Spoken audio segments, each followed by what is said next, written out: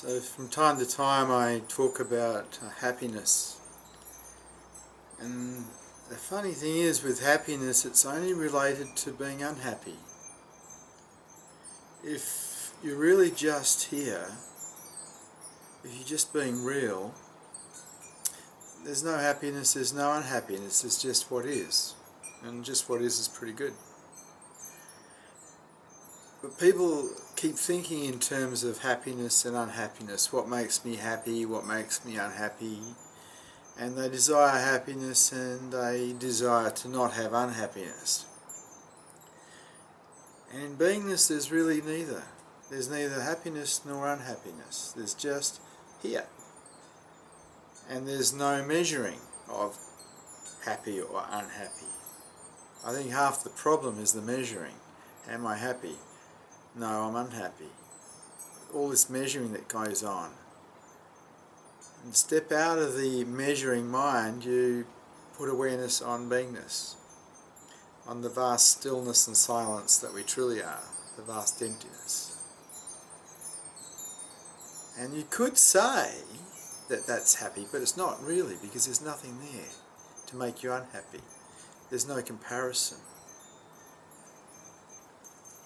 So people ask, how are you? And it's a little difficult when there's nothing here.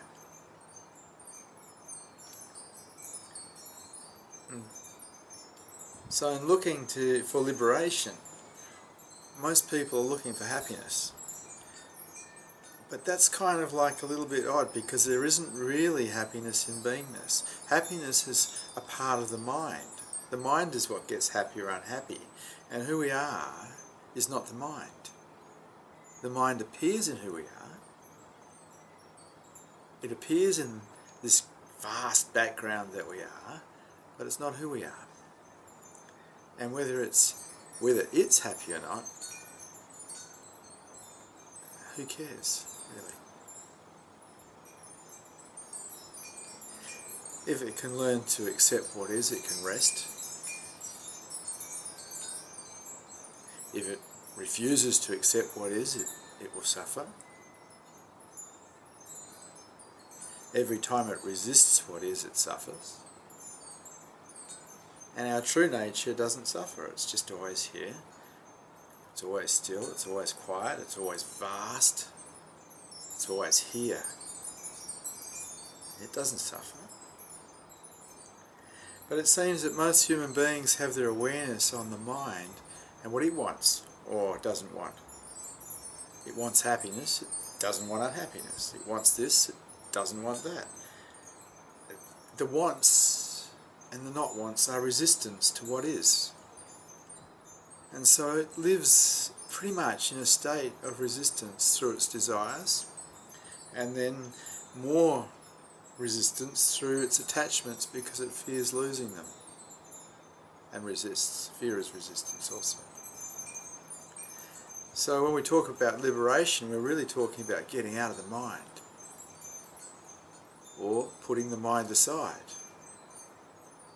and just being our true nature, being what's always here, just as this thing in front of it that thinks it's us, this mind.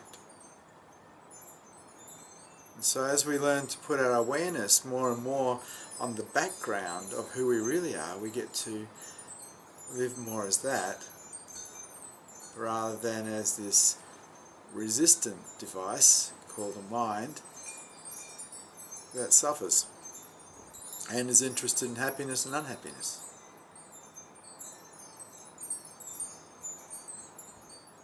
So if you turn awareness onto itself, you find there's nothing, and you're nothing. There's nothing here. There's no happiness, there's no unhappiness. There's no fear. There's nothing really. It's quite sweet. But it's not sweet either.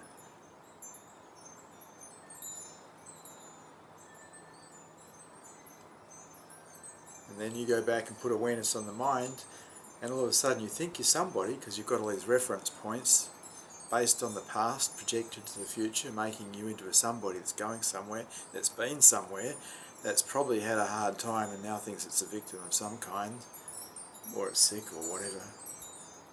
Constantly resisting. Living as resistance, in fact.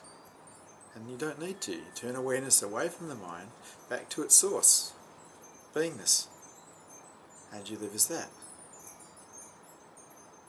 And this is much more preferable. So it's not that the one that wants liberty gets liberty. The mind is the one that wants liberty, it's the one that wants to be happy. It wants to be free. There is no such thing as freedom either.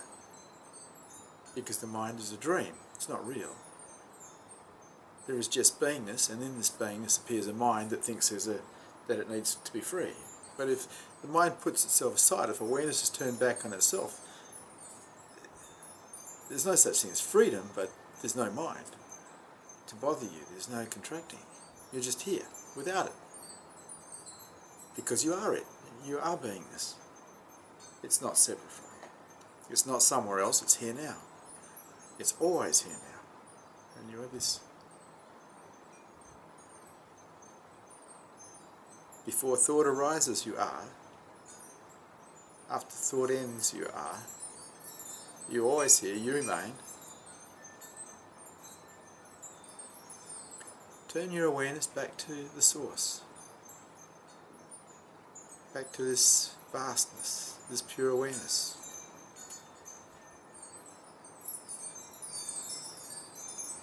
It's up to you.